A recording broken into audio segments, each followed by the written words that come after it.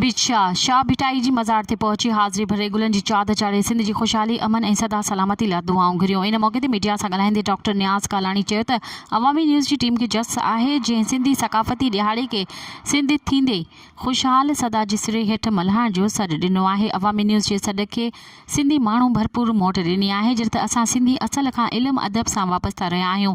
असांजे मोहन जे दड़े मां बि दीवारुनि ते लिखियल तहरीर इन ॻाल्हि जो सबूत आहिनि त असां पंहिंजी सिंध खे जदीद टेक्नोलॉजी वारी सिंध ऐं सिंधी कल्चर ऐं तहज़ीब वारी सिंध ॾिसणु चाहियूं था। असां सिंध में सिर्फ़ु सिंधी माण्हुनि खे ॾिसणु चाहियूं था जंहिंमें अफ़गानी ऐं ॿिया धारिया मौजूदु न हुजनि।